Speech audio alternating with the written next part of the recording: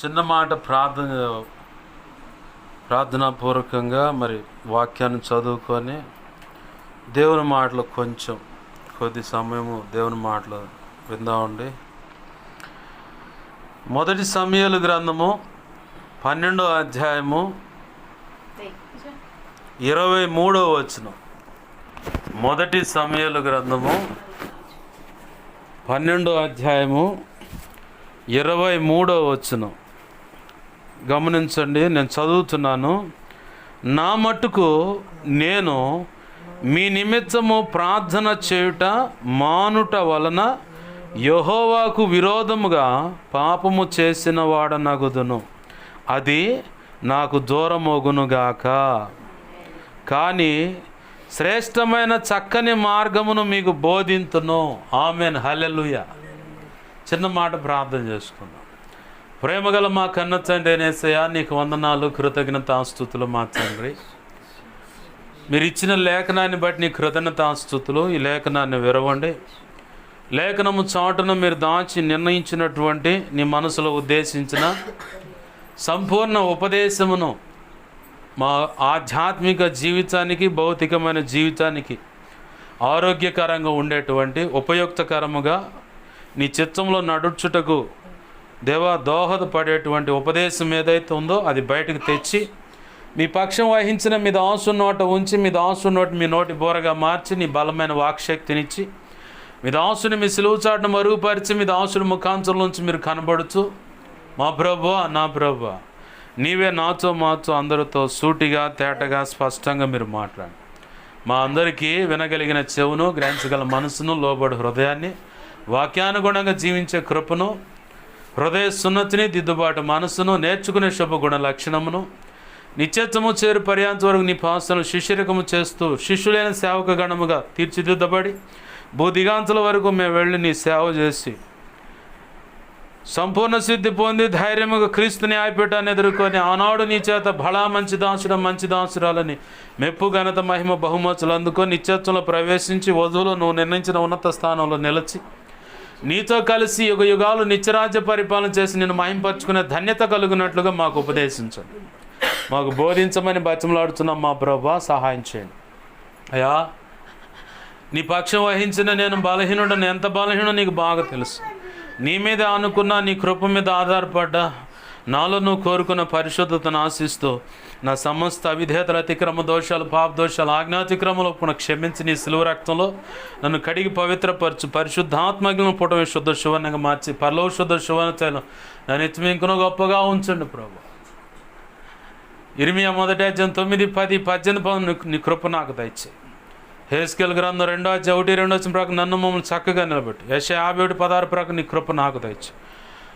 మత్తయి 10:7-8-20 అపోస్తుల కార్యం 4:27-37 కృప నాకు దయచేయి. నీవే చూడు నడిపించు, బలపరచమని ఉపదేశాన్ని అడ్డగించాలని ప్రయత్నం చేస్తున్నా. అది దుష్టుడైన వాడి దూతలు, చీకటి, అంధకార శక్తులకి ఏ అడ్డు పడుతున్నా వాటిని ప్రభువా నీ మహాపునరుద్ధాన శక్తి ద్వారా యేసు నామములో మేమంతా కలిసి బంధిస్తున్నాం. నీవు నాకు ఇచ్చిన అధికారం చొప్పున బంధిస్తున్నాం తండ్రి. యేసు నామములో అవి నిత్య నరకానికి విసిరి కొడుతున్నాం. అక్కడే అవన్నీ యేసు నామములు ఇప్పుడే లయమైపోవును గాక. నా చుట్టూరు మా చుట్టూ నీవే అగ్ని ప్రాకారమైండి, నీ చేతిని దాచిపెట్టి నీ మహిమే కానీ ఇక్కడ ఆవరింపచేసి మాతో మీరుండి అయ్యా. నీ సిలువ రక్తపు కంచె, రక్షణ కంచెన, అగ్ని కంచెన వేసి మాతో మీరుండి మాకు బోధించి బలపరిచి నడిపించమని బతిమలాడుతూ యేసయ్య నామంలోనే ప్రార్థించి సమస్తం పొందుకొని నీ వాక్యాన్ని బట్టి కృతజ్ఞతాస్తుతులు చెల్లించి నిన్ను గొప్ప చేసుకుంటున్నాం మా తండ్రి. ఆమేన్, ఆమేన్. ప్రభునందు సమకూడిన మీ అందరికీ ప్రభువైన యేసుక్రీస్తు వారి పేరిట నా హృదయపూర్వకమైన వందనాలు. ప్రభునందు ప్రియమైన దేవుని బిడ్డలారా, గమనించండి. ఇక్కడ ఈ మాట పలుకుతున్న వ్యక్తి ఒక ప్రవక్త. ఆయనలో ఉన్న క్వాలిఫికేషన్స్ ఏంటంటే ప్రవక్తను, న్యాయాధిపతి, దీర్ఘదర్శి, యాజకుడు. 4 క్వాలిఫికేషన్స్ ఉన్నాయి. 4 రకాల హోదాల చేత, దానికి తగినటువంటి కృపా చలాంతుల చేత నింపబడినటువంటి దేవుని చేతిలో సాధనం. ఆమెన్, హల్లెలూయా. అయితే ఇక్కడ సమూయేలు భక్తుడు ఇజ్రాయేల్ ప్రజలతో మాట్లాడుతూ ఉన్నాడు. ఇజ్రాయేల్ ప్రజలతో మాట్లాడుతూ ఎందుకు మాట్లాడాల్సి వచ్చింది ఆ మాట అంటే, ఇజ్రాయేల్ ప్రజలు ఓ మాట అడిగారు. ఏంటయ్యా ఆ మాట అంటే, అదే 1 సమూయేలు గ్రంథం 8వ అధ్యాయంలో 6వ వచనంలో ఉంటుంది. మాకు న్యాయము తీర్చుటకై రాజును నియమింపమని వారు అనిన మాట సమూయేలు దృష్టికి ప్రతికూలముగా, అంటే వ్యతిరేకంగా ఉండెను. గనుక సమూయేలు యెహోవాను ప్రార్థన చేశాను. యెహోవాని ప్రార్థన చేశారు. సమూయేలుని ఇజ్రాయేల్ ప్రజలు ఆ మాట అడగటానికి అసలు కారణం ఏంటంటే, సమూయేలు కడుపును పుట్టిన బిడ్డలు సమూయేలు లాంటి వాళ్ళు కాదు. అక్కడ ఆ 8వ అధ్యాయంలోనే ఆ పై వచనాల్లో మాట్లాడుతారు. ఇజ్రాయేల్ ప్రజలంతా పెద్దలు కొంతమంది వచ్చి అంటారు, అయ్యా నీ పిల్లలు నీ వంటి వాళ్ళు కాదు. 3వ వచనం ఉంటుంది, వీరు బెయేర్షెబాలో న్యాయాధిపతులుగా ఉండిరి. వాళ్ళేం ఊరకలేరు, మంచి హోదాలో ఉన్నారు. న్యాయాధిపతి అంటే ఒక వ్యక్తి విషయంలో న్యాయం తీర్చటం. దేవునికి మహిమ కలుగును గాక, హల్లెలూయా. న్యాయాధిపతులుగా ఉండిరి. అతని కుమారులు అతని ప్రవర్తనను అనుసరింపక ధనాపేక్షులై లంచం పుచ్చుకొని న్యాయమును త్రిప్పివేయగా. అంటే ఇజ్రాయేల్ ప్రజలకి ఇక్కడ ఆ నెక్స్ట్ నాయకుడు ఎవరన్నది అవగాహన లోపం అన్నమాట. ఇక్కడ ఏంటిది? అది అవగాహన లోపం. మన కుటుంబాల్లో కూడా చాలా తొందరపడి ఎదుటి వాళ్ళని అపార్థం చేసుకుంటూ ఉంటాం. ఏదో ఒక మంచి సలహా ఇస్తారు, నీ మేలు కోరి సలహా ఇస్తారు, ఆ ఇచ్చిన దాన్ని అపార్థం చేసుకుంటూ ఉంటాం. అయితే ఇక్కడ సమూయేలు తర్వాత దేవుడు నిర్ణయమైనటువంటి ఒక పాత్రను దేవుడు తీసుకొచ్చి అక్కడ పెట్టలేడా? దేవుడు తీసుకొచ్చి పెడతాడుగా. ఇప్పుడు ఏలి అనే యాజకుడు తన కడుపును పుట్టిన బిడ్డలు మందిరానికి వస్తున్న ఆడవాళ్ళతో అసభ్యంగా ప్రవర్తించడాన్ని బట్టి ఇక ఎవరితో పడితే ఒక వాళ్ళతో విచ్చలవిడి పాపానికి తెగబడ్డారు వాళ్ళు. అది కాకుండా బలి అర్పణకు సంబంధించిన ఆ మాంసాన్ని అట్లా జరుగుతూనే ఉంటుంది, అది కొండలో ఉడుకుతూనే ఉంటుంది. మళ్ళీ దాన్ని వాళ్ళు వీళ్ళు పోయి పాత్ర తీసుకొని పోయి ఆ జబ్బ బాగుంది కదా, అంటే తొడ భాగం జబ్బ అంటారు. ఆ జబ్బ బాగుందిగా, అది మాకి అయ్యా ఇది దేవునికి సంబంధించింది. మేమెవరు యాజకుడు, ఏలి యాజకుడు కొడుకులు మేము అడిగి తీయవా అని చెప్పని గద్దించి మచ్చటంగా తెచ్చుకొని తినేవాళ్ళు. ఈ దోషాన్ని బట్టి ఏలి కుటుంబాన్ని దేవుడు శపించాడు. 1 సమూయేలు 3వ అధ్యాయం 11వ వచనంలో దేవుడు అక్కడ మాట్లాడుతాడు. తన బిడ్డలు, ఏలి యొక్క బిడ్డలు తప్పు చేస్తుంటే ఖండించకపోవటాన్ని బట్టి దేవుడు దిగి వచ్చి, ఇదిగో నేను చేయబోయే కార్యము విన్న వారందరూ చెవులు గింగురమంటాయన్నాను కదా. అంటే అంత భయంకరమైన కీడు రాబోతుంది. ఎవరి కోసం అంటే ఏలి కరెక్ట్గానే ఉన్నాడు, కానీ తప్పు చేసిన వాడిని గద్దించకపోవటాన్ని బట్టి చాలా మనస్పర్ధలు వస్తాయి. సంఘాల్లో కూడా, కుటుంబాల్లో కూడా, సమాజంలో అయినా, ఒక రాజకీయ వ్యవస్థలో అయినా సరే, వ్యాపారం కాడైనా, ఉద్యోగం కాడైనా ఒకడు తప్పు చేస్తున్నాడని తెలిసినప్పుడు ఖండితంగా తప్పు చేసిన వాడిని గద్దించాల్సిన కోణంలో గద్దించినప్పుడే ఆ సంఘమైన, కుటుంబమైన, సమాజమైన, వ్యాపారమైన, పనిచేసే కాడైనా సమస్తం చక్కగా నడిపించబడతాయి. గద్దించకుండా ప్రభు చూసుకుంటాడులే అనుకుంటే, ప్రభు చూసుకుంటాడు అనుకొని అప్పచెప్పే విషయాలు ఆ సెక్షనే. కానీ పౌలు భక్తుడు మనకు మాదిరి. ఎలా అంటే, మీరు తప్పు చేస్తున్నారు నాకు తెలిసింది, బెత్తం తీసుకొని రమ్మంటారా అంది ఆయన. వాస్తవానికి కొడతానికేనా అంటే అలాగ ఖండించాడు అన్నమాట. ఒకడు ఆ సంఘంలో తన చిన్నమ్మనే దగ్గరకు తీశాడన్న సంగతి తెలిస్తే, ఇట్లాంటి కీడు, ఇట్లాంటి పాపం అన్ని సమాజాల్లో కూడా జరగదు, వాడిని వెలివేయండి అండం. మళ్ళీ కొన్నాళ్ళు అట్లా వెలివేసిన తర్వాత ఒకవేళ ఈ కారణాన్ని బట్టి వాడు ఒకవేళ అపవాదికి స్నేహితుడు అవుతాడు, తర్వాత నిత్య నరకంలో పడే అవకాశం ఉంటుంది. అపవాది వేసే తంత్రాలు మనం ఎరుగని వారం కాదు, వాడిని మళ్ళీ తిరిగి సమాధానంగా సంఘంలోకి రానియండి అంట. అంటే గద్దించే విషయంలో గద్దించాలి, కుటుంబంలో అయినా సరే. ఓ తల్లిగా బిడ్డ తప్పు చేస్తున్నప్పుడు ఖచ్చితంగా గద్దిస్తాం. గద్దించాల్సిన గద్దించాలా, దెబ్బ పడాల్సిన కాడ దెబ్బ పడాల్సిందే. ఇప్పుడు లేఖనం సామెతల గ్రంథం ఏం చెబుతుంది? బాలుడు పుట్టుకలోనే స్వాభావికంగానే వాడిలో మూఢత్వం వస్తుంది. ఆ మూఢత్వం నుంచి బయటపడాలంటే వాడికి బెత్తం వాడాలి. బెచ్చం వాడితేనే. అలాగనే ఇక ప్రతిదానికి బెచ్చం వాడిచి ఇక వాడు చివరికి ఏమవుతుందంటే వీళ్ళు ఇంతే కొడుతూ ఉంటారని తిరుగుబాటు స్వభావం వచ్చేస్తుంది. అది కంటి చూపుతోనే అన్ని లైన్లోకి రావాలి. ఇప్పుడు మా మేనగోళ్ళు ఉంది ఇక్కడ, ఈ వయసులో ఉన్నప్పుడు నన్ను చూసింది ఇక అంతే. ఇప్పుడు ఆ వయసులో ఉన్నా కానీ ఒకసారి పాషం గారు ఇక్కడ ఉన్నప్పుడు, ఇక్కడ నా ఆత్మీయ తల్లిదండ్రులు ఇక్కడ ఉన్నప్పుడు రక్షణ పొందిన కొత్తలో మామయ్య వచ్చనని చెప్పిన అంతే మంచం కింద దూరింది. నేను ఆ పిల్లలు కొట్టింది కూడా లేదు. అంటే కంటి చూపుతో భయం అన్నమాట. మా అక్క కొడుకుని కూర్చొని ఈరకోడుని కొట్టా. ఎందుకంటే వాళ్ళని చంపైనా సరే చదువు నేర్పురా, వాళ్ళని కొడసు ఇది చూసింది ఇక అంతే. వాస్తవానికి ఆ రోజు ఇక చదువు నేర్పటం కోసం అని చెప్పని వాళ్ళని అలా బెల్టు వీడి మీద దెబ్బ పడితే అది దడిపుద్ది, అది తడిపేస్తుంది అనమాట. దాని మీద దెబ్బ పడితే వీడు తడిపేస్తాడు. ఆ సెక్షన్లో అమ్మ మామయ్య ఇంక ఊరికి పోడా అనేవాళ్ళు. ఎరా ఎందుకు అని చెప్పనేది వాళ్ళకి చదువు నేర్పడానికి తొలి దినాలు అంటే ఊళ్ళోకి వచ్చిన ఖాళీగా ఉన్నప్పుడు అలా నేను ఆడ ఉండటం అది చూసింది. దీని మీద దెబ్బలేదు కానీ వాళ్ళ మీద దెబ్బడేసరికి ఈ మంచం కింద దూరేదనమాట. వచ్చనాడు అనగానే గడగడ గడగడ ఊక. అంటే ఎందుకు చెప్తున్నా అంటే వాళ్ళలో స్వాభావికంగా మూఢత్వం ఉంటుంది. ఆ మూఢత్వం నుంచి బయటపడాలంటే ఖచ్చితంగా బెత్తం వాడాల్సిందే. అలా అని చెప్పని అదే సామెతల గ్రంథం ఇంకో మాట కూడా అంటుంది, చావబాధ మాకండి. వాడు చావాలని కొట్టొద్దు, మేలు జరగాలని కొట్టండి. ఇది పసిబిడ్డల సెక్షను. ఇక కుటుంబంలోకి వచ్చేసరికి తొందరపడి వయసులోకి వచ్చిన బిడ్డలను చేసుకుంటే ఇక వాళ్ళు ఏ రకంగా మైండ్ మారిపోతుందో తెలియదు, ఇక చెప్పలేము. తర్వాత ఇక సంఘంలోకి వచ్చేసరికి ఖచ్చితంగా ఒకడిని బట్టి 10 మంది తేడా పడే అవకాశం ఉంది. సంఘంలోకి వచ్చేసరికి ఒకడిని బట్టి, ఎందుకంటే ఒక వ్యక్తి తేడాగా నడుస్తున్నాడంటే అతను జట్టు కట్టేవాళ్ళు కూడా చాలామంది ఉంటారు సంఘంలో. ఎందుకంటే ఇతను చేస్తున్న దాన్ని బట్టి వాళ్ళు ఏమంటలేదు కాబట్టి నేను కూడా అదే మార్గంలోకి వెళ్తాను, నన్ను కూడా ఏమనరు. ఇక వాళ్ళు మేము మన బంధం అనుబంధం అనుకుంటే ఇక చేయి కలిపి తిరుగుతూ ఉంటారు. దానివల్ల సంఘానికి కూడా చాలా కీడు. అయితే ఇక్కడ ఇజ్రాయేల్ ప్రజలు గ్రహించిన మాట ఏంటంటే, ఏలీ తర్వాత సమూయేలు అనే ఒక బాలుడిని ప్రభు సిద్ధపరచుకున్నాడు. ఏలీ తర్వాత సమూయేలు అనే ఒక బాలుడిని దేవుడు సిద్ధపరచుకున్నాడు.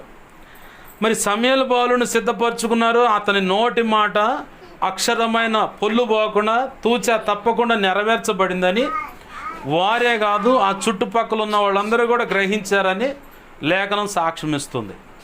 ఇంత పేరు ప్రఖ్యాతులు గాంచినటువంటి ఒక ప్రవక్త తన కుటుంబాన్ని కట్టుకోలేని పరిస్థితిలోకి దిగజారిపోయిన పరిస్థితి. అంటే వాళ్ళు న్యాయాధిపతులుగా ఉన్న లంచం పుచ్చుకుంటున్నారు. ఇప్పుడు సేవకుల కుటుంబాలు చాలా కుటుంబాలు కడుపును పుట్టిన బిడ్డల వల్ల సేవలు పతనం అయిపోయిన పరిస్థితులు ఉన్నాయి.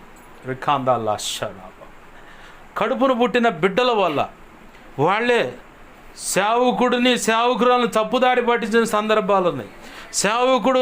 సేవకురాలు చేస్తున్న పరిచర్ను కూడా అసలు పూర్తిగా కుప్పకూలిపోయేలాగా వాళ్ళ బ్రతుకు, లేదంటే వారి తీరు, వారి మాటను బట్టి, వారి వ్యవహార శైలిని బట్టి సంఘాలు మొత్తం కుప్పకూలిన సందర్భాలు ఉన్నాయి. ఇప్పుడు ప్రజెంట్ జరుగుతున్నాయి. చరిత్ర చెబుతున్న మాట ఏంటంటే, సమూయేలు ప్రవక్త తన కుటుంబాన్ని, యెహోషువ ఏమన్నాడు, నేను నా ఇంటి వారు సేవించదమన్నాడు. యెహోషువ తర్వాత నాయకుడిని బయటికి తేలేకపోయాడు యెహోషువ. అంటే కుటుంబాలను కొంతమంది పరిశుద్ధ గ్రంథంలోంచి మనం గమనిస్తే నాయకుడు అనేవాడు కనపడల పరిస్థితి. అయితే కొద్ది మాటల్లో నా మాటలు ముగిస్తాను. నేను ఎక్కువసేపు కూడా తీసుకుని, ఎందుకంటే టైం లేదుగా. నాకు తెలుసు, నా టైం నాకు తెలుసు, నేను ఎలా వెళ్ళిపోతానో కూడా అందరికీ తెలుసు. దొరికితే ఈరబాజుడే 2-3 గంటల దాకా వదిలిపెట్టడు వీడని నా సంగతి నాకు బాగా తెలుసు. అందుకే ప్రభు మీద ఆనుకొనే ఉన్న సమయాన్ని బట్టే మా దేవుని మాటలు అందిస్తూ ఉన్నాను. ఖచ్చితంగా మన తర్వాత మనం కూడా ఒక ఆశ కలిగి ఉండాలి. అయ్యా నా కుటుంబంలో కూడా నీ సేవ చేసే పాత్రలు ఎదగాలి. ఇక అంతకంటే గొప్ప ఉద్యోగం ఏముంది? ఇప్పుడు నీ బిడ్డ బరిగొడ్లు కాచుకునే ఆయన ఒక ఆయన సేవకుడు, నిజం, బుడంపాడు గుంటూరు పక్కన బరిగొడ్లు కాచుకునే ఆయన హోలీ మినిస్ట్రీస్, అది దీవెనే గారు. ఆయన ఇట్నే చెబుతాడు సాక్ష్యం. నేను బరిగొడ్లు కాచుకునేవాడిని అండి, 200 దేశాల్లో అడుగుపెట్టా. ప్రపంచంలో ఉన్న అన్ని దేశాల్లో నేను అడుగుపెట్టి దేవుని మాటలు అందించానండి. ఎవడికి లేనటువంటి డీలక్స్ బస్సు ఒకటి ఉంది. దాంట్లోనే బెడ్రూమ్, దాంట్లోనే వాష్రూమ్, దాంట్లోనే బాత్రూమ్ ఉంటుంది, దాంట్లోనే కాన్ఫిడెన్స్ హాల్ ఉంటుంది. అందరూ కూర్చొని మాట్లాడుకోవడానికి. బయటకు వచ్చే పని ఉండదు. ఫారిన్లో నుంచి ఒక అతను ఈయనకి డొనేషన్ చేసి ఫ్రీగా కానుకగా ఇచ్చేసాడు. అయ్యా మీ సేవలో వాడుకోండి అని. సెంట్రల్ ఏసీ మళ్ళీ బరిగొడ్లు కాచుకునే ఆయనకి. ఆయన అన్నాడు, నేను 200 పైచీలకు ప్రపంచంలో ఉన్న అన్ని దేశాలు అడుగుపెట్టి నేను సేవ చేశా. ఒక మాట అడుగుతానండి, ప్రధానమంత్రి దగ్గరకు పోతే నన్ను చూడంగానే నమస్కారం పెడతాడు, లెగుస్తుడు కూడా సేవకుండని. ఇప్పుడు ప్రధానమంత్రి దగ్గరకు పోతే ప్రధానమంత్రి నా నెత్తి మీద చేయి పెడతాడా, నేను ఆయన నెత్తి మీద చేయి పెడతాను చెప్పండి అన్న. వాస్తవానికి సేవకుడు కాబట్టి ప్రధానమంత్రి నెత్తి మీద చేయబెట్టి ప్రార్థన చేస్తాం. ముఖ్యమంత్రి దగ్గరకు పోతే అదే పని జరుగుతుంది. ఎమ్మెల్యే కాడకు పోయినా అదే పని జరుగుతుంది. ఎంతలో పేరు ప్రఖ్యాతులు గాంచినోడైనా సరే వాడు ఎంత తోపైనా యువతులున్న సేవకుడి యొక్క కులాన్ని, సామాజిక వర్గాన్ని ఏది కూడా పట్టించుకోకుండా చేతులు కట్టుకొని మరి అయ్యా నా కోసం ప్రార్థన చేయండి అని అడుగుతాడు. అవునా కాదా? నా కోసం ప్రార్థన చేయండి. మరి అంత గొప్ప ఆధిక్యత, అంత గొప్ప ఆశీర్వాదం నీ బిడ్డలకు వద్దా? నేనైతే కావాలనే కోరుకుంటాను. ఎందుకంటే ఈ లోకంలో ఎవరికి దక్కదా ధన్యత. ఎంత గొప్ప ఆశీర్వాదమో. ఆ బిడ్డ ద్వారా ప్రతి తరం కూడా దీవించబడుతుంది. ప్రతి తరం కూడా దీవించబడుతుంది. మనమేమో తాత్కాలికంగా మా వాడు మంచి ఇంజనీర్ కావాలి, మంచి డాక్టర్ కావాలి, మంచి లాయర్ కావాలి, మా అమ్మాయి డాక్టర్ కావాలి, అది కావాలి, ఇది కావాలి అనుకుంటాం. ఏసేమో ఆయనకి ఇష్టమైన పాత్ర అయితే బాగుండు అనుకుంటాడు. ఆయన ఆశను నెరవేర్చిన వారం అనుకో ప్రతి తరం కూడా దీవించబడుతుంది. ఒక దైవజనుడు కుటుంబాన్ని ప్రతి ఒక్క పరిశుద్ధుడు అలా ఎత్తిపడతాడమ్మా ప్రార్థనలో. ఎవరికి దొరుకుద్ది ఆ ధన్యత చెప్పండి? నీ రక్షణ కోసం పరిశుద్ధులు ప్రార్థన చేస్తారు, అంతటితో ఆగిపోద్ది, రక్షించబడి. ఇక తర్వాత సేవకుడిని తాను బ్రతికున్నంత కాలము అలా ఎత్తిపట్టయ్యా సకల పరిశుద్ధులు ఉన్న సేవకులను వాడుకో నీ పేరు తెలిస్తే నీ పేరు ఎత్తిపట్టి ప్రార్థన చేస్తారు. అసలు నువ్వు వాళ్ళ కాడకు పో, వాళ్ళు నీ దగ్గరకు రారు, అయినా సరే నువ్వు ప్రార్థన చేస్తావు ఎలుగెత్తి. ఎంత గొప్ప ధన్యతో సేవకుడు కావటం. కానీ మనమేమో ఇంజనీరు, డాక్టరు, ఆ లెక్చరరు, అదో ఇదో ఏదో ఒకటి వాడు జాబ్ కొట్టాలి, చదవాలని చెప్పి అనుకుంటాం. కానీ ప్రభు ఆశ ఏంటంటే దేవుని సేవా పాత్రలు కావాలని. ఇక్కడ ఏలీ తర్వాత సమూయేలు దేవుని చేతిలో బలమైన సాధనమయ్యాడు బాలుడుగా ఉన్నప్పుడు. బాలుడు అంటే ఇంచుమించుగా 21 సంవత్సరం లోపు, 13 నుంచి 21 సంవత్సరం లోపు ఉన్న వాళ్ళని కూడా, పసి వాళ్ళని కూడా బాలుడు అంటారు. బైబిల్ ప్రకారం అయితే 20 సంవత్సరాల లోపు ఉన్నవాడిని కూడా బాలుడని. ఎందుకంటే రెబ్కమ్మని ఏమన్నారు? చిన్నది అన్నారు. చిన్నదంటే చిన్నదా? పెళ్ళిడికి వచ్చినావా, పెళ్ళిడికి వచ్చినామని బైబిల్ అంటుంది, చిన్నది అన్నారు. అంటే అట్లానే ఈ బాలుడు కూడా పెళ్ళిడికి వచ్చిన వాడిని కూడా బైబిల్ బాలుడే అంటుంది. సమూయేలును దేవుడు సిద్ధపరచుకున్నాడు. ఆ నెక్స్ట్ స్టెప్ సమూయేలు బిడ్డలు సరిగా లేరు. ఆ నెక్స్ట్ స్టెప్ దేవుడు సిద్ధపరచగలడు కదా. అట్లాంటిది ఇజ్రాయేల్ ప్రజలు అదేమి కూడా పడుచుకోకుండా సమూయేలు దగ్గరికి వచ్చాయా, నీ పిల్లలు అట్లాంటి నీలాంటి వాళ్ళు కాదు, మాకు రాజును సిద్ధపరచాను. సరే అని చెప్పని వాళ్ళ కోరిక మేరకు దైవజనుడు బాధపడ్డా దేవుడు చెప్పిన ప్రకారం సౌలు అనే రాజును సిద్ధపరిచాడు. దేవునికి మహిమ కలుగును గాక. హల్లెలూయా. అయితే సమూయేలు యొక్క ఎంతంటే చివరికి వృద్ధాప్యం మీదకి వచ్చాడు. 12వ అధ్యాయం 1వ వచనంలో, అప్పుడు సమూయేలు ఇశ్రాయేలు వారందరితో ఇట్లని, ఆలకించుడి, మీరు నాతో చెప్పిన మాటను అంగీకరించి మీ మీద ఒక రాజుగా నియమించి ఉన్నాను.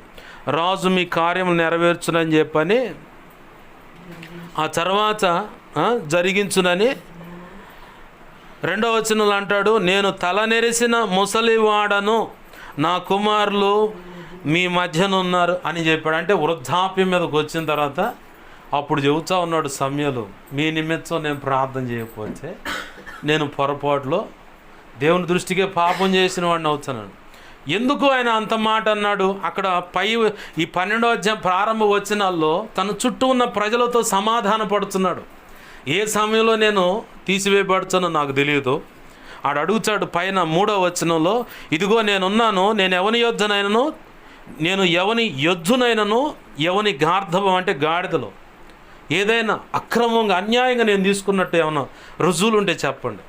ఎవరి విషయంలోనే అన్యాయంగా తీర్పు తీర్చినట్లు ఏమైనా రుజువులు ఉంటే చెప్పండి. అంటే నిజాలు ఏమైనా ఉంటే చెప్పండి, నేను దాని విషయంలో క్షమాపణ కోరుకుంటా. ఆ మాట చెబుతూ కూడా ఇజ్రాయేల్ ప్రజలందరూ దేవునికి మహిమ కలుగును గాక, హల్లెలూయా. ఇజ్రాయేల్ ప్రజలందరూ దారి తప్పి తిరుగుతున్న సందర్భం. అంటే ప్రార్థనే మానుకొని మన జీవితాలు వర్ధిల్లాలన్నా, మన ముఖాలు చేజరిల్లాలన్నా, అంటే వెలుగుమయంగా కనపడాలన్నా, మన కుటుంబాలన్నీ ఆశీర్వదింపబడాలన్నా, మన బిడ్డలు ఆశీర్వాదకరంగా ఉండాలన్నా, వారు క్షేమంగా ఉండాలన్నా, భర్త క్షేమమైనా, భార్య క్షేమమైనా, కడుపును పుట్టిన బిడ్డలు చదువుకోవడానికి వెళ్ళి ప్రశాంతంగా ఇంటికి వచ్చిన సందర్భం ఏదైనా ఉందంటే ప్రార్థనను బట్టి ఏదైనా ఉంటుంది. ప్రార్థన చాలా విలువైంది. యేసయ్య అంత పొద్దుండగానే, అంటే పొద్దు రాకముందే చీకటితో పెందలకాడే, తెల్లవారుజామున పెందలకాడే వెళ్ళి ప్రార్థన చేయడం చూపించాడు బైబిల్ గ్రంథంలో. అలాగే కాస్తంత పొద్దు గురుంగుతుండగానే వీళ్ళందరిని వదిలేసి వెళ్ళిపోయి ఏకాంతంగా ప్రార్థనలు గడపటం చూపించాడు. ఆయన శిష్యులు కూడా అదే మాదిరి మనకు చూపించాడు. ప్రార్థన చాలా విలువైంది. ప్రార్థన లేని జీవితం వల్ల నువ్వు ఏమీ పొందుకోలేవు. ప్రార్థన అంత విలువైంది. నీకు ఏది కావాలన్నా ప్రార్థన. ఒకవేళ దైవజనులకు అయ్యా మా సమస్య ఇదని చెప్పినా మా వంతుగా మేము ప్రార్థన చేయగలుగుతాం. అయితే నీ వంతుగా నువ్వు కూడా ప్రార్థన చేసుకోవాలి. ఏ విషయంలో వాడి నెత్తి మీద వాడే చేస్తాడు, వాడి సాగు వాడే చేస్తాడు, మా కోసం ప్రార్థన చేస్తాడంటే మేము చేస్తాం. యజన్న గారిని ఒక తల్లి బచ్చలు ఆడింది, అయ్యా మా ఇంటికి రా, మా ఇంటికి రా, మా ఇంటికి రా అని. ఓ అమ్మ ఎంత బచ్చలు ఆడుతుంది, ఆత్మీయురాలు కదా, సంఘంలో ఆత్మీయురాలు కదా అని చెప్పని పోయిండంట. ఒకరోజు పోగానే ఉపవాసం ఉండి మరి ప్రార్థన చేయాలంట.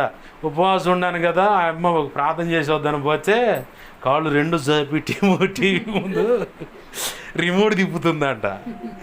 ఈ అమ్మ నీ జీవితం ఇదా, ఈ మందిరంలో చూచాను ఇట్టనో, ఇంటికి వచ్చాను ఇట్టనో అంటే నేను ఉపవాసం ఉండి కడుపు కాల్చుకొని ఇదైతే ఉందని చెప్పని.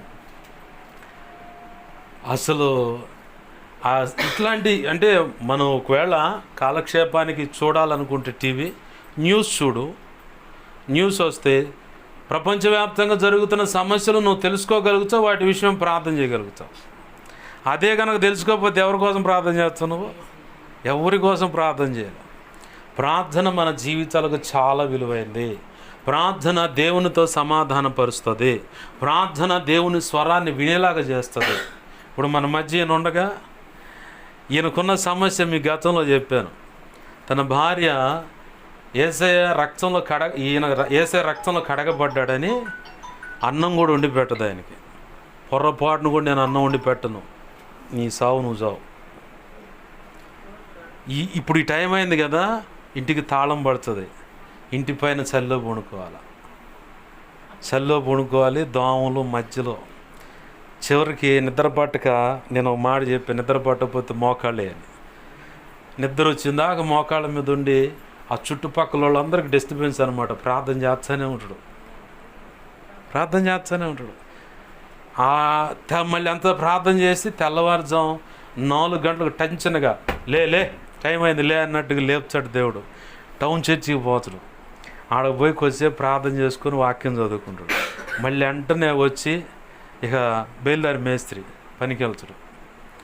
రాత్రి చాలా వాదన పెట్టుకున్నా ఆయనతో, నువ్వు ఈ రకంగా నిద్ర పంపుతూ ఉంటే ఆ పరిజాం మీద నీకు దండమయ్యా, నువ్వు నిద్రపో అని చెప్పాను. ఎందుకంటే నేను ప్రార్థన చేయగల 2 సార్లు ఆ పిక్చర్ నా కళ్ళ ముందు ఇటు చూస్తుంటేనే కనపడదు.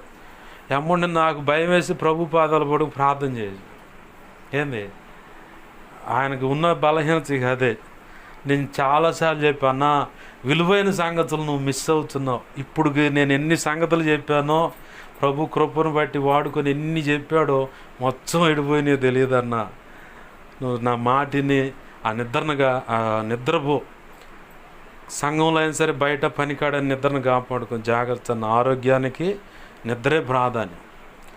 ఎంత లోకంలో సామెత ఉంది కదా, ఆకలి రుచి ఎరగదు, నిద్ర సుఖం ఎరగదని.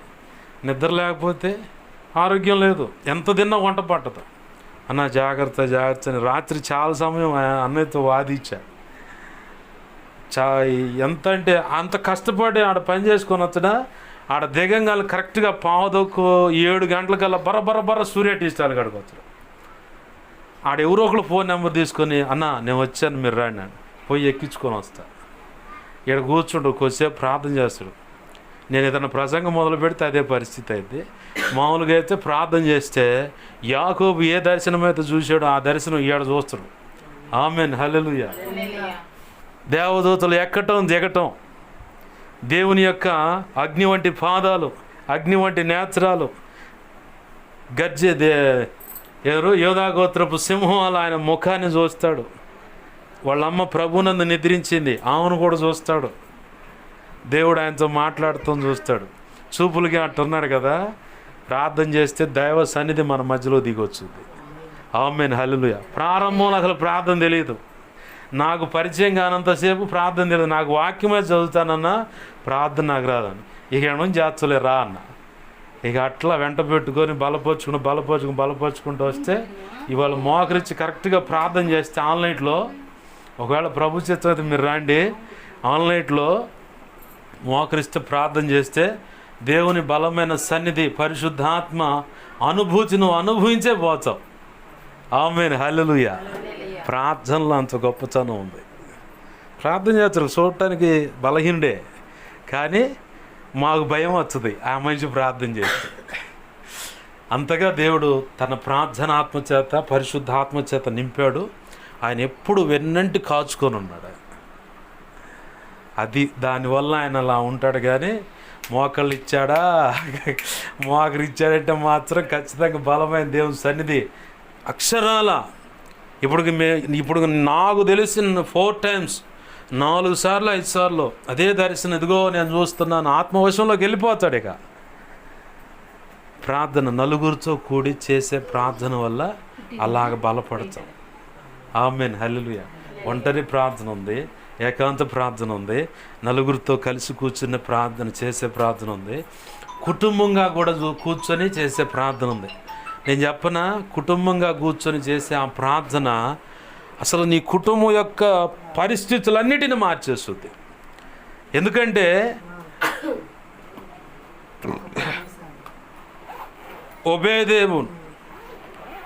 ఓబేదేదు సొత్తు యావత్తు ఆశీర్వదింపబడిందంట. కారణం ఏంటంటే దేవుని యొక్క మందస్సం వాళ్ళ ఇంట్లో ఉంది. ఆ మందస్సం 3 నెలలు ఉంటే దావీదుకు వ్యసనం పుట్టింది రాజుకి. ఓయమ్మా, ఈ ఓబేదేదు యావత్తు సొత్తు మొత్తం ఆశీర్వదింపబడింది, ఈ మందస్సం ఆడ ఉండటం వల్ల ఆ మందస్సం నాకు కావాలని తెచ్చుకోండి. మందస్సం అంటే దేవుని సన్నిధికి సాదృశ్యం, దేవుని ప్రసన్నత, పరిశుద్ధాత్మ, ప్రార్థన, వాక్యానికి సాదృశ్యం. కుటుంబంలో కూడా మనం కుటుంబంగా ప్రార్థన కూర్చోవాలి. ఎంత పరిస్థితులు ఉన్నా, ఎంత కష్టమైనా సరే, కొంచెం ఒళ్ళు సహకరించకపోయినా కుటుంబంగా 2 3 కూర్చొని ఒక 5 నిమిషాలు ప్రార్థన చేసి చూడండి. అసలు విప్లవాత్మకమైన ఆశీర్వాదం, మార్పు, ప్రతి పరిస్థితి చక్కబడటం కూడా నువ్వు చూస్తావు. వ్యక్తిగత ప్రార్థన, అలాగనే నలుగురితో కలిసి కూర్చునే ప్రార్థన, కుటుంబ ప్రార్థన, సంఘ సహవాసంలో ఉండే ప్రార్థన, బలమైన ఇవన్నీ, వీటిని మనం చేతులారా మనకు దూరం చేస్తాడు వాడు, సైతాన్ గడు మన దగ్గరకు వచ్చి ఏదో ఒకటి భార్యకో, భర్తకో, అత్త, మామకు ఏదో ఒకటి సమస్య పెడతాం. ఇక మల్ల గుల్లాలు పడతాం, మొత్తం ఒక దరికి రావటం. సినిమాల్లో చూస్తాంగా వాళ్ళు మొత్తం దన్నుకుని వీళ్ళు మొత్తం ఈ దరికి వచ్చినట్టుగా ఆ టైప్ అయింది. చివరికి ప్రార్థన ఉండదు, ఏముండదు, మొత్తం యథా రాజా తథా ప్రజ. ఎప్పుడు చూసినా మన మనసులో ఒక తెలియని ఒక వేదన. నేను ఎందుకు ఇలా తొందరపడ్డ మాట అన్నాను, నేను ఎందుకు ఇలా అనుకున్నాను, నేను ఎందుకు ఇలా అనకపోతే బాగుండు, అరే ప్రార్థన లేకుండా పోయింది, ఏమి చేయకుండా పోతున్నాను, దేవుని సన్నిధి అనుభవించలేకపోతున్నాను. మనకు ప్రార్థన చాలా విలువైంది. ప్రార్థన ఉంటే సైతాను గడ ఆ మధ్యలో ఉండడు మన ఇంట్లో. మోకరించు, దేవుని సన్నిధి అమ్మడిని దిగి వస్తుంది. స్టెఫెను రాళ్ళతో కొట్టబడుచుంటే మోకరించగానే యేసయ్య దిగి నిలబడ్డాడు, సింహాసనం దిగి. మరి ఆయనకే ఉంటే మరి నీకు రాదా ఆ పరిస్థితి? నా ప్రభు కృపను బట్టి నేను చెప్పగలను, మోకరిస్తే నా ప్రభు కృపలో పరలోకం తెరవబడుతుంది. ఆమేన్, హల్లెలూయా. ఈ అనుభవం నాకు ఇచ్చాడు నా ప్రభు. ఇక్కడ మోకరించినా సరే వెంటనే పరలోకం ద్వారాలు తెరవబడతాయి. ఇక అంతే. ఇక ఆయన బలమైన సన్నిధి నేను ఎక్కడైతే మోకరిస్తానో అక్కడికి వచ్చేస్తుంది. ఆ కృప పొందుకోవాలి. ఆమేన్, హల్లెలూయా. మనందరూ అట్లాంటి ప్రార్థనా పరులం అవుదాం. ప్రభు కృప ద్వారా అది జరిగించును గాక. ఆమేన్. ప్రార్థన చేసుకుందాం. ప్రేమగల మా కన్న తండ్రి యేసయ్యా, నీకు వందనాలు, కృతజ్ఞతాస్తుతులు. విన్న ఈ మాటలు వ్యర్థమైపోకుండా ప్రభువా మా హృదయాలు పదిలపరచమని ప్రతి ఒక్కరినిపై దిగో తండ్రి. జకరియా గ్రంథం 12వ అధ్యాయం 10వ వచనంలో సెలవిచ్చినట్లుగా అయా మూలుగులతో కూడిన విజ్ఞాపనాత్మ దేవా ఇదిగో తండ్రి, ప్రార్థన చేసే అనుభవం కృప ద్వారా యేసు నామములో బిడ్డలు కలుగును గాక. అయా యోధా పత్రికలో సెలవిచ్చినట్లుగా పరిశుద్ధాత్మలో ప్రభు ప్రతి ఒక్కరు యేసు నామములో ప్రార్థన చేయుదురుగాక. అయ్యా ఇదిగో తండ్రి, రోమా పత్రిక 8వ అధ్యాయంలో చెప్పిన ఆత్మే మన పక్షమని చెప్పనలివి సఖ్యం కానీ మూలుగులతో కూడిన విజ్ఞాపన చేయుచుండ. ఆ మూలుగులతో కూడిన విజ్ఞాపనాత్మ ప్రభు నీ కృప ద్వారా బిడ్డల మీద కుమ్మరింపబడునుగా. ఆ రీతిగా ప్రార్థన చేసి నీ కృపలో వర్ధిల్లుటకు సహాయం చేయమని, అన్ని విధాలు అన్ని విషయాలు కృప చూపి సహాయం చేయమని అయ్యా నీ వాక్యాన్ని హెచ్చించుకుంటూ నీ నామాన్ని గనపరుచుకుంటున్నావు. బిడ్డలను చేతికి అప్పజెప్పి ఆశీర్వదిస్తున్నానయ్యా. అయ్యా ఇదిగో మాకు మా మీద ఇంకెవరికైనా కలలో నిద్రలో దర్శనం స్వప్నాలు చూపించబడ్డ సమస్త కీడు శోధనటి ప్రభావం వేస్తున్నాను, నీ మహాపురోధాంశ బంధిస్తున్నాను, లయపరిచిన కృతజ్ఞతాస్తుతులయ్యా. అయ్యా మాకు మా మీద ఇంకెవరికైనా కలలో నిద్ర దర్శనం స్వప్నాలు చూపించబడ్డ సమస్త మంచి కళ్ళు మంచి నిద్రలు చూసి సమస్త మంచి వేస్తున్నాను, నీ మహాపురోధాన శక్తి త్వరపెట్ట జరుగును గాక, నెరవేర్చబడునుగా. జరిగేలా చేసి నెరవేర్చిన కృతజ్ఞతాస్తుతులయ్యా. అయ్యా మా కోసం ప్రార్థించమని ఆయా రీతులు గడిగిన ప్రతి ఒక్కరు అవసరత నీ కృపచేత యేసు నామములో తీర్చబడును గాక. మా కోసం పరిచయం కోసం అన్ని విధాలు ప్రార్థిస్తున్న ప్రతి బిడ్డ దీవించబడి బలపరచబడి అభిషేకించబడి నీ సేవలో వాడబడును గాక. చేరి వచ్చిన ప్రతి బిడ్డ అవసరత నీ కృపచేత యేసు నామములో తీర్చబడును గాక. గర్భఫలం లేని బిడ్డ దిగుతండి నీ పాదాలు పట్టుకొని దిగులుతో కన్నీరు విడుస్తూ ఉపవాసుని కనిపెడుచుండగా నీ కృప ద్వారా గర్భం తెరవబడును గాక. యేసు నామములో సమస్యలు తొలగిపోను గాక. 12 బిడ్డ 2025వ సంవత్సరంలో ఈ డిసెంబర్ మాసం కల్లా యేసు నామములో బిడ్డ కౌగిట్లో ఉండును గాక. అలాగ నువ్వు జరిగించినందుకు కృతజ్ఞతాస్తుతులు చెల్లిస్తున్నావు. అయ్యా ఇదిగో తండ్రి, కుటుంబంలో సమస్యలు, చీకటి అంధకార శక్తులు, బంధకాలను, వేదన పడుతూ సమస్యలతో దేవా ఇదిగో సమాధానం లేని పరిస్థితి అని కన్నీరు విడుస్తున్న తల్లి దేవ బిడ్డలు ఉన్నారు. ఆ సమస్యలు శోధనలు యేసు నామములో కొట్టివేయబడునుగా. దేహంలో సమస్య ఉన్న బిడ్డ ఉన్నాడు దేవా, ఆ సమస్య పురుషులో ఉన్న సమస్య యేసు నామములో సరిచేయబడును గాక. వివాహం ఘనంగా జరుగును గాక. నేను బట్టి స్తోత్రాలు. తన భార్య బిడ్డలను కూడా దర్శించు, తన కుటుంబ సభ్యులను కూడా రక్షించండి ప్రభా. ఆ కఠినత్వం నుంచి విడిపించు దేవా. గొప్ప కార్యాలు జరగాలి వేస్తున్నాములో. ఇదిగో తండ్రి, కుటుంబ సమేతంగా ఇక్కడ సమకూడాలు వేస్తున్నాములో. ఈ గొప్ప కార్యాలు జరిగించి నీ చిత్తం నెరవేర్చమని చేరి వచ్చిన అలాగే సంఘ బిడ్డలందరినీ కూడా నీ చేతులకు అప్పచెప్పి దీవించి ఆశీర్వదించి మహింపరుచుకుంటూ మా ప్రియుడును మా రక్షకుడైన యేసును తనంత శక్తిగల నామమును అడిగి వేడుకొని ప్రార్థిస్తూ సమస్త అనారోగ్య సమస్యల నుంచి స్వస్థత శీఘ్రముగా వచ్చునుగాక, ఆరోగ్యం వచ్చునుగాక, నీ కృప కలుగునుగాక. సహాయం చేయమని యేసయ్య ఉన్నతనంత శక్తిగల నామమును అడిగి వేడుకొని ప్రార్థించి సమస్తం పొందుకొని బిడ్డలు దీవించి ఆశీర్వదించి చేతులకు అప్పని మహింపరుచుకున్నాం మా తండ్రి. ఆమేన్. ఇప్పుడు మన తండ్రి అయిన దేవుని ప్రేమయు ఆయన ప్రియకుమారుడైన యేసుక్రీస్తు వారి కృపయు పరిశుద్ధాత్మ దేవుని అన్యోన్య సహాయ సహవాసము సమకూడిన అలాగే సంఘ విడుదలు చేరి వచ్చిన అలాగే కుటుంబ సమస్త విషయాల్లో అలాగే సార్వత్రిక సంఘంలో ఉన్న సకల పరిశుద్ధులకు ఇక ముందు ఏకీపించబోతున్న వారికి అందరికీ నిత్యత్వం చేరుపర్యాన్ని సదాకాలం చూడే ఉండి నడిపించి ప్రతి ఒక్కరిని బలమైన ప్రార్థనా పరులుగా చేసి ఆయన కృపలో ఆయన అనుకున్న రీతిగా వాడుకొనుగాక. ఆమేన్. యేసు రక్తమున కేచే ప్రవేశు రక్తమున కేచే ప్రవేశనామను సంపూర్ణమైన విజయం కలుగును గాక. ఆమె అపవాది వాడి దోతలు చీకటి అంధకార శక్తుల క్రియలు ఎంత ప్రమాదక మంత్ర ప్రయోగం వాటి అన్నిటికీ అనంతనాశనం సర్వనాశనం నిత్యనాశనం కలుగును గాక. ఆమెను. యుద్ధము యెహోవాదే, యేసు రక్తమునకే జయము జయము జయము. ఆమేన్. హల్లెలూయా, హల్లెలూయా, హల్లెలూయా. అందరికీ వందనాలు. ప్రభు యొక్క మహా ఉచిత కృప మనందరికీ చూడండి నడిపించును గాక. ఆమేన్.